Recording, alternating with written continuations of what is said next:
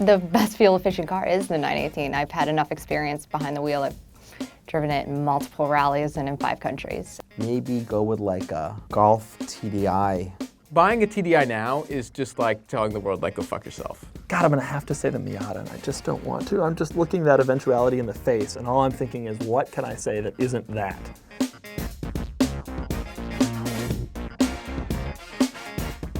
Hello, and welcome to What Car Should You Buy, your favorite online show where you take car advice from strangers over the internet. I'm Doug DeMuro, and in today's episode, we're discussing cars that are both fuel efficient and fun. Does such a thing exist? Can you have fun without a big honkin' 7-mile-per-gallon V8? Of course not. But here are some suggestions if you want to try anyway. The most fun I've had driving a fuel-efficient car is... Well, fuel-efficient fun car. I don't think fuel efficient and fun really go together. Pass. Next question. I've never found the Prius to be very fun to drive. Is there some sort of diesel that's any, like a Mercedes that's any good? The real answer is, who cares? Gas is cheap. The best fuel-efficient fun car you could buy today, and we're talking today, right? Gas is somewhere around 0 cents a gallon.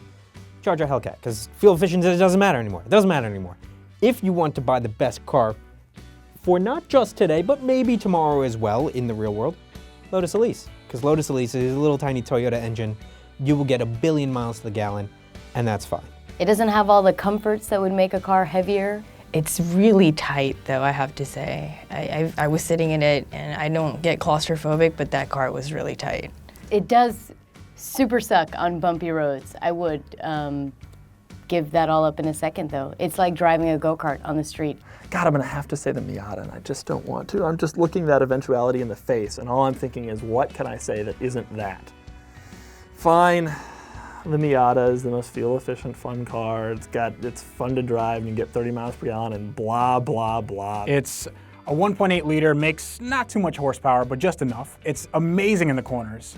It's awesome bang for the buck, and you can put a V8 in it, and it'll still get 25, 30. Yeah, it makes the most sense.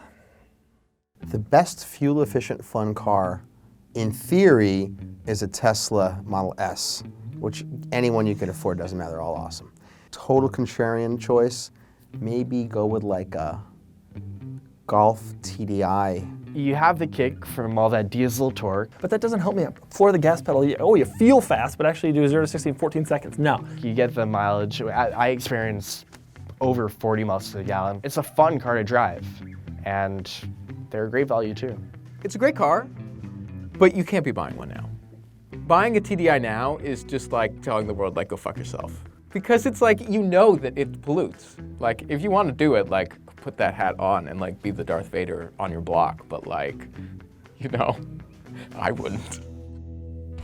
I don't think that asking for a fuel-efficient fun car these days is actually that big of a challenge. But if you really care about fuel efficiency, I would say get a 1-liter Ford Fiesta.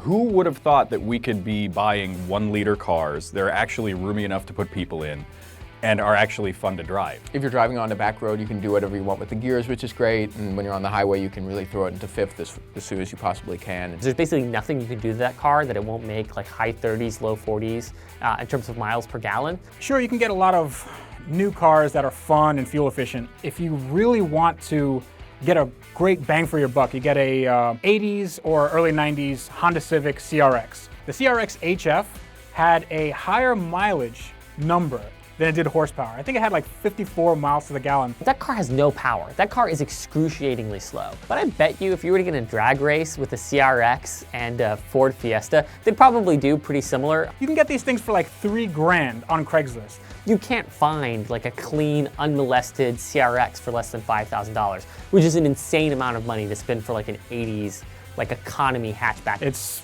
just as fun as anything you can buy today, and yeah, it'll cost you next to nothing. So there you have it, folks. Unequivocal proof that your next car can be both fuel efficient and fun. Doggy! Yeah, Mom. Doggy, come upstairs. It's time for your bath. My bath? What am I, 7?